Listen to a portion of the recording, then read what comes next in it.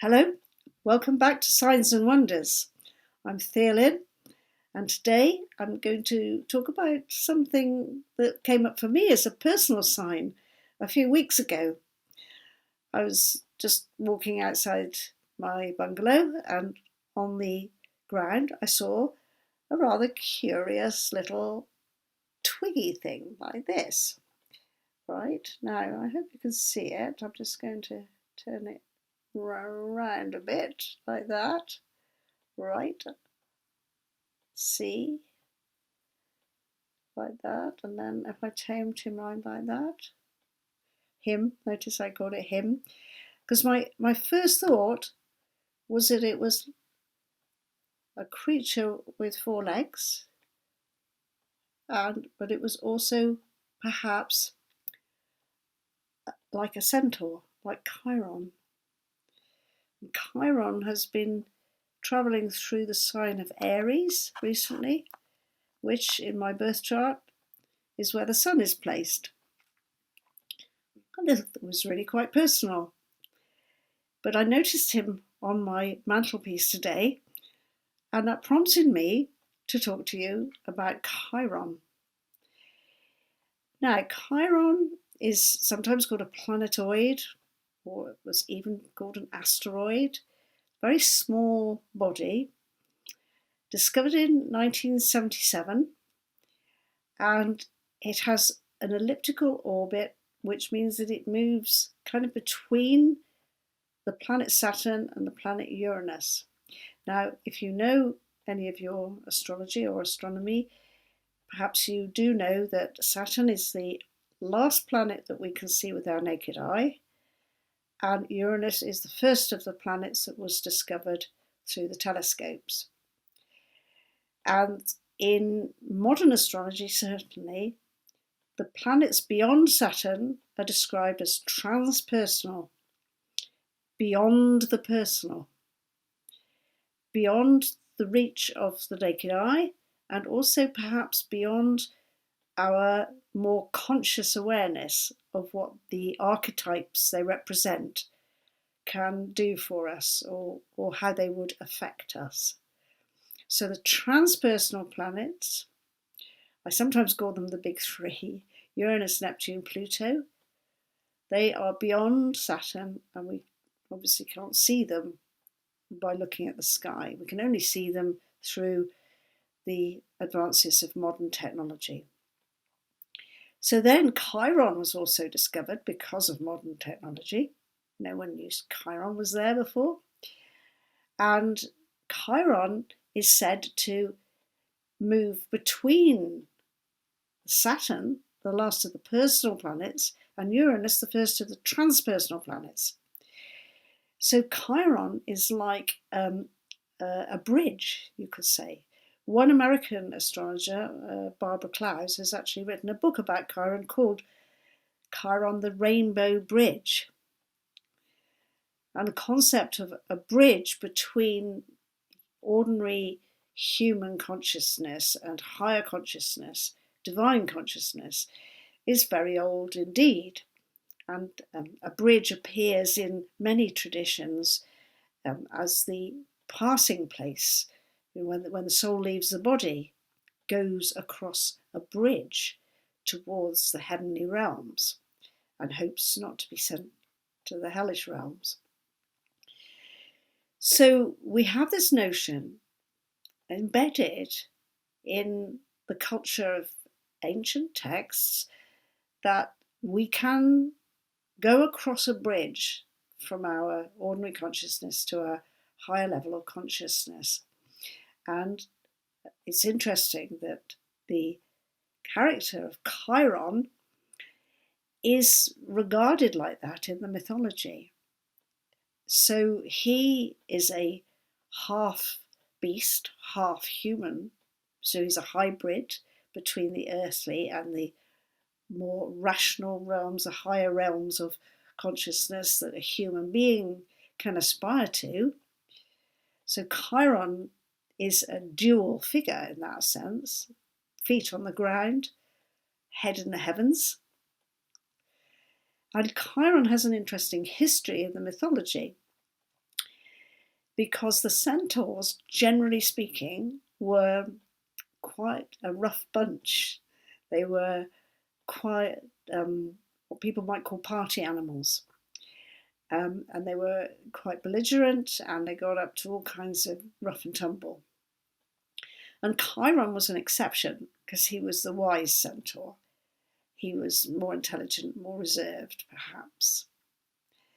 However, on one occasion, the rough and tumble centaurs have a party, and Chiron is around, and he gets injured. He gets an arrow in his in one of the it's not an ankle exactly on a horse, is it? But the lower part of his leg is wounded. And Chiron is already known as a healer, but he hasn't been able to heal that wound of his own. And in search of healing, he commits himself to a dedicated life, working. He has a cave that he lives in, a bit like a hermit. And that's what he does. And he becomes known for his immense wisdom and his immense knowledge about healing. So when astrologers first came across the idea that there was another heavenly body to work with archetypally, they called Chiron the wounded healer. So the Rainbow Bridge or the wounded healer, perhaps a combination of both, because as many people say, a wound can actually transform somebody and give them a bridge to higher consciousness. That's what happens in near-death experiences. And what's very interesting, of course, that was almost exactly the same time as the first literature came out into the world about near-death experiences. Raymond Moody's book, Life After Life. I think that was possibly published, it might have been 75, but it was very close to the time that Chiron was discovered. And what happens in a near-death experience? People go across the Rainbow Bridge and they come back. And then they go down a tunnel towards the light, but it is like a journey from one state of consciousness to another. And many times they are actually healed and then they return. So the Chironic energy, or the archetype of this character of Chiron, is telling us that there is an aspect to us, as we human beings, that has this higher capacity, and that we need to dedicate ourselves, in a sense, to finding it and making use of it. And possibly we need to get wounded, that the wound is valuable to us, in order for us to make that transition, to get that higher understanding. And Chiron is famous for teaching some of the great heroes in Greek stories. He is a mentor for Jason, who takes the famous ship, the Argo, with his 33 sailors, the Argonauts, out on a journey to find the Golden Fleece. And Jason is taken to Chiron as a tiny baby by his mother, because she knows that otherwise a jealous king will murder Jason. So he is hidden with Chiron and is brought up in the cave. And he is trained by Chiron as a healer. In fact, when he comes to Chiron as a baby, his name is Diomedes. And Diomedes really is a word which means, in Greek, means a trickster or a cunning person. Whereas Jason, in Greek, is about healing. So it's like the centaur, Chiron, gives Diomedes a new name. And this thing about having a new name is a really important topic to go into, so maybe I'll save that for another video. But that's Chiron's role. Chiron's role is to find methodologies for healing and also for transmitting the knowledge to other people so that other people can also become healers. And that's what he hopes for Jason. The story that happens to Jason, of course, is long and convoluted because he goes off on the ship and has many adventures, some of which have been made into very amusing movies. But the original story says Chiron is the healer, the wounded healer. Jason is his student. He's supposed to become another healer. And I always recommend people to look for Chiron in their astrological chart and see what Chiron can be telling you. Because Chiron, as I understand it, will not only tell you potentially where you are hurt, where you feel hurt, or where you're carrying a hurt that may be from generations earlier, and you can help to heal it. But it may also be telling you that by discovering that hurt, or working with it, trying to heal it, you may be able to move into a higher state of consciousness.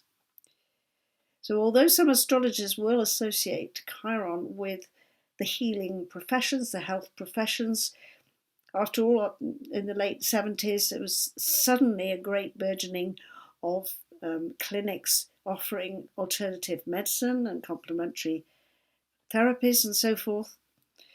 So all of that could come under Chiron's remit.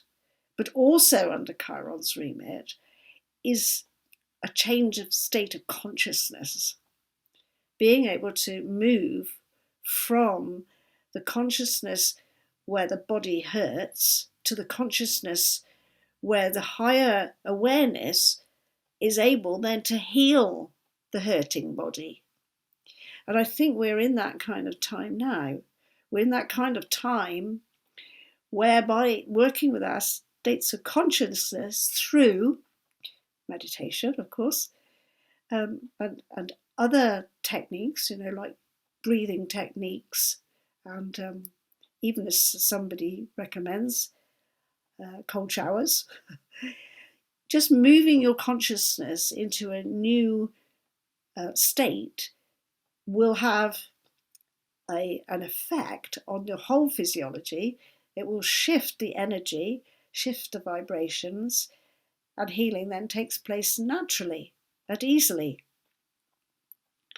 I've had experiences myself where people have been in a room meditating and have said afterwards, oh, something went click in my body. One particular person had an injury, a head injury, in which her jaw had been put slightly out of place. And that had happened many years earlier. And she came out of this meditation. We were in a group, and she said, it's really strange. She said, I just felt my jaw go click. And she said, and it just feels completely different. She said, and in fact, she said, all I can assume is that it's gone back to where it should be. So that was an interesting one. On another occasion, my husband Will dislocated his shoulder, and I have to say, he got into a bit of a habit of getting a shoulder dislocated, and we usually had to get him down to the local A&E to get it sorted. And on this particular occasion, he was so fed up with those visits and having to go into a hospital environment. He said, no, I don't want to go. And we sat for probably about 20 minutes, but we sat quietly in the sitting room late at night. And I said, let's just go into meditation and see what happens. And he held his arm, one arm in the other, cradled it, and I sat across the room from him, almost opposite, and we went into meditation together. And then after a short while, he said, I just felt it click back. No troubles with A&E. It's just gone back of its own accord. Of course, meditation has relaxed the whole body in the process. The body knows what it wants, how it wants to be. The body is naturally a healing instrument. It sorts things out if you give it the opportunity. So that's what Chiron is about. Chiron is about discovering the higher consciousness that then allows the physiological presence. In his case, it's represented by the lower part of the horse, the animal part of him. But when those two are integrated and they work together and they're treated holistically, then the healing just takes place as a natural course of events. Absolutely natural, no problem. Earlier I mentioned the near-death experiences, and there's a very famous book by Anita Moorjani, Dying to Be Me, and she goes into the hospital with tumours that are about to kill her, and the oncologist saying, she's only got 30 hours to live. She goes into a near-death experience, and she meets people that she knew. Her father was one of them, and she realises that she wants to live. She comes back to consciousness and all the tumours have gone. So those are regarded as miracles. In some senses, they aren't miracles. In some senses, they are completely natural, because the body knows how to heal itself, and it will heal itself when we give it the opportunities. And I think that's what Chiron is about. And just to mention it once more, meditation is a very good place to start. So if you or anybody you know is going through any health issues, any illness at all, whatever form it takes, and even if you are also following some conventional medical treatment, especially if it's some cancer treatments, then meditation will not only make you feel more comfortable going through difficult hospital procedures, but it will give the body healing time. A deep meditation is a deeper rest for the body than ordinary sleep. So if you're ill, or if somebody else is ill that you know, encourage them to meditate. If you are visiting somebody in a hospital who is poorly, very ill, sit by them, meditate by them, even if they're unconscious. If they are about to pass over, then your meditation will support that process as well. So keep meditating. Think about Chiron. Think about the Rainbow Bridge. Such a beautiful image. Many, many blessings. I'll be back again